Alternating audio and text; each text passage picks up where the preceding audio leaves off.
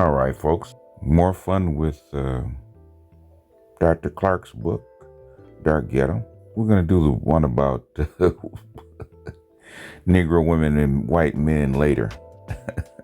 But we're going to deal with right now the Negro matriarchy and the distorted masculine image. Okay, something I found kind of interesting.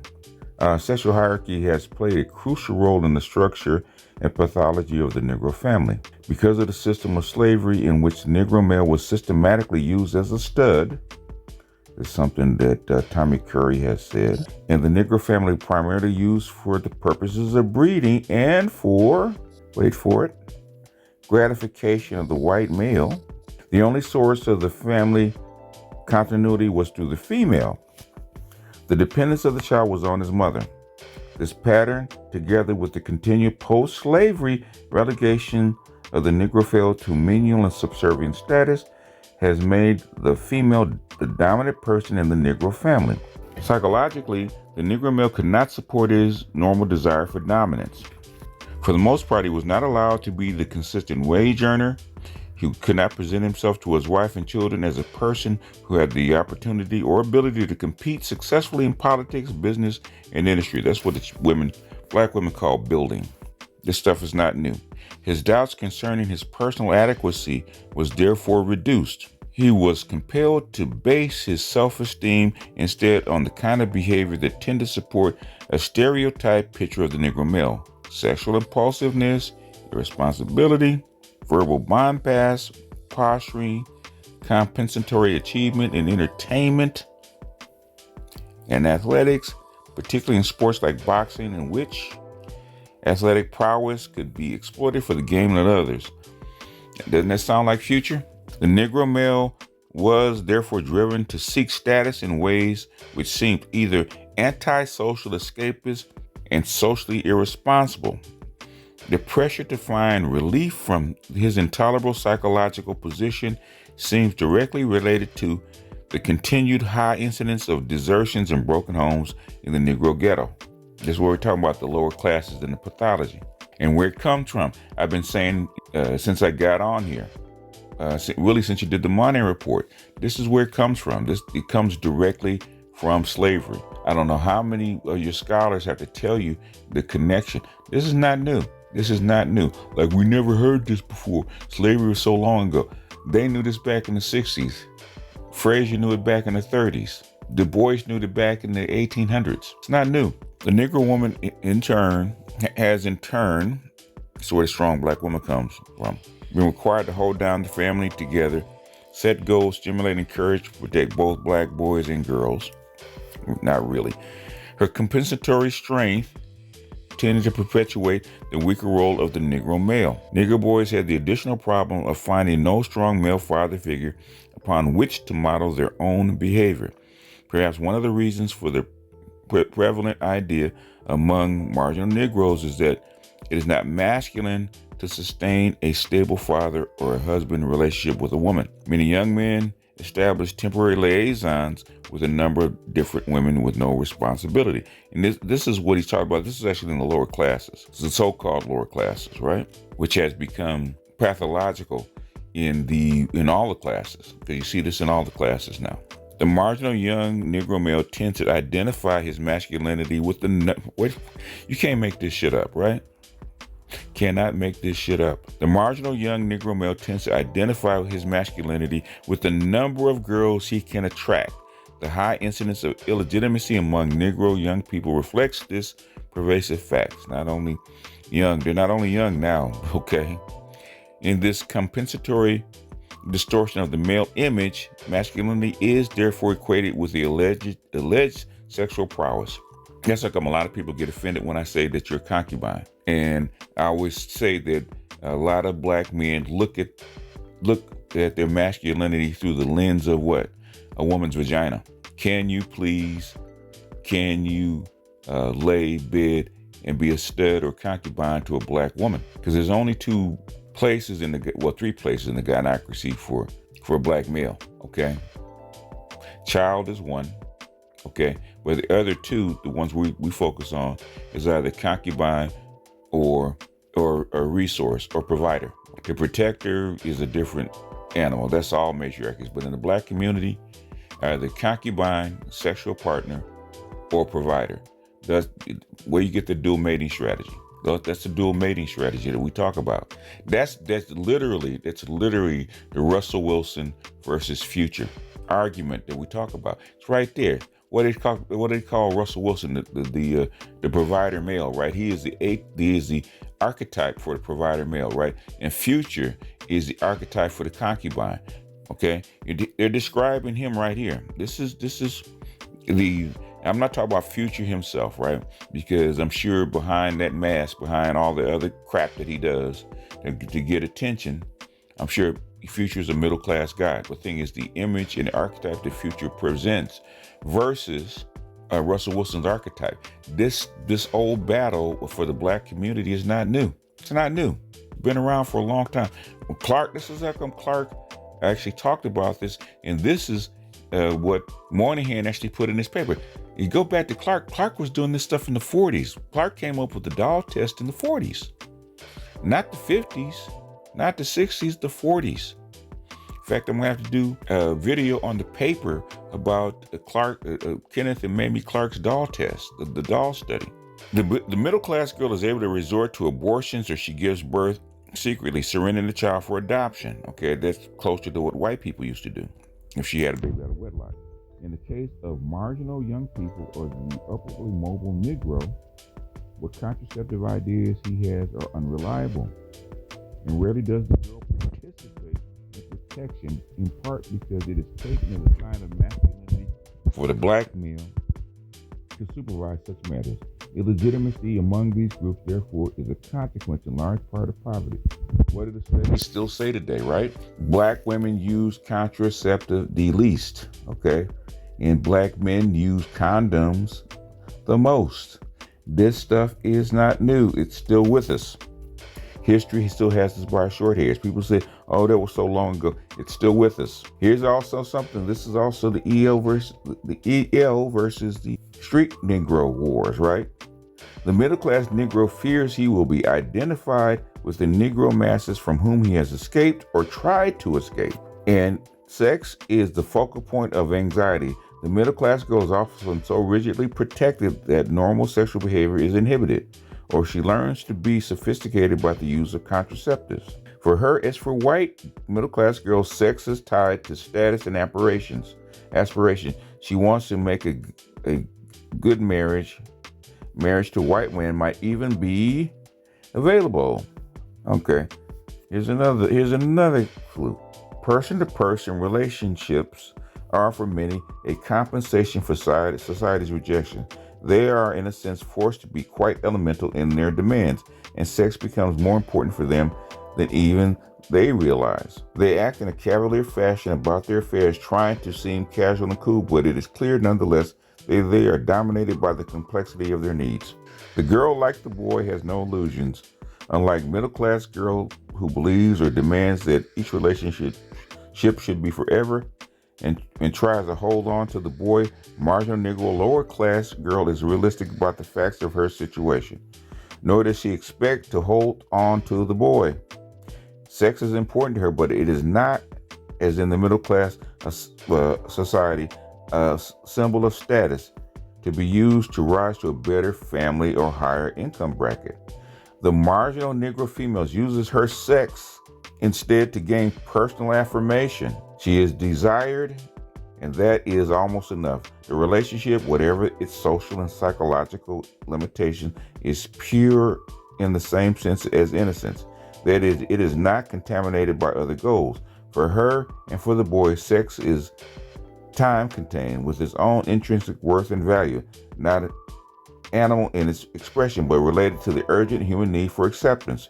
It is sophisticated but not primitive. That's called attention. Why do you think black women especially, and increasingly white women, looking for attention because of this anxiety, because of the perceived psychological limitations, are thoughtened. That's what the BBLs are for. That's what the breasts are for. That's what all this freaking makeup is for on social media. Okay, this is compensatory. This stuff is not new. We recognized this back in the 60s. This is the lower class pathology, the ghetto pathology that is permeated the society. This innocent sophistication includes the total acceptance of the child if a child comes. In the ghetto, the meaning of the illegitimate child is not ultimate disgrace. There is not the demand for abortion or for surrender of the child that one finds in more privileged communities. In the middle class, the disgrace of illegitimacy is tied to personal and family aspirations. In lower class families, on the other hand, the girl only loses some of her already limited options by having an illegitimate child. She is not going to make a better marriage or improve her economic and social status either way. On the contrary, a child is a symbol of the fact that she is a woman and that she may gain from having something of her own. You hear that? You've heard that in Promises I Can Keep, a book study about single mothers in Philadelphia, the bulk of them black and brown. Nor is the boy who fathers an illegitimate child going to lose. For where is he going? The path to any higher status seems close to him. In any case, they actually wrote a second book that actually highlighted exactly what they said about the boy. Illegitimacy in the ghetto cannot be understood or dealt with in terms of punitive hostility, as in the suggestion that unwed mothers be denied welfare if illegitimacy is repeated. Such approach is obscured with empty and at times hypocritical moralizing. The desperate yearning of the young for acceptance and identity, the need to be meaningful to someone else even for a moment without implication of a pledge of undying fealty and foreverness. If when the girl becomes pregnant, the boy deserts or refuses to marry her, it is often because neither can sustain an intimate relationship. Both seem incapable of the tenderness that continues beyond immediate gratification. And here's his remedy, okay, toward the end, okay. Until the lower class Negro is free to compete for and to win the socially acceptable rewards of the middle class society, the ghetto's pattern of venereal disease, illegitimacy, and family instability will remain unbroken. But when that time comes, no one can expect destructive sexual activity to cease abruptly. In other words, just because you take them out of their condition doesn't mean that their social patterns will not continue. That, once you form those social patterns as children, it's very difficult to break. In fact, we see that with what I call climbers, class climbers, like especially for women. I always get that question, okay, why does a woman with a master's or a PhD, working in corporate America still have these ratchet tendencies, right? This is why, okay?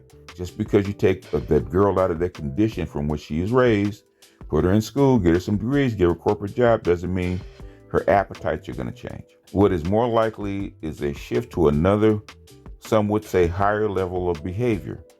Then the Negro's sexual misbehavior will be indistinguishable in all respects from all of the respectables. In other words, it takes time for the shift, okay? They have to learn how to adapt, if they do, to a higher class system.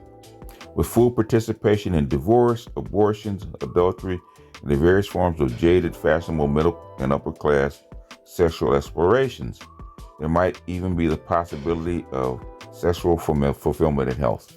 Okay, and that is the part that I wanted to actually point out. Okay, this is why I said last time that it pretty much has permeated all classes. And once it permeates all classes, really, even if you take the black woman out of her condition, okay, out of a condition for which she grew up, she's still going to carry those tendencies.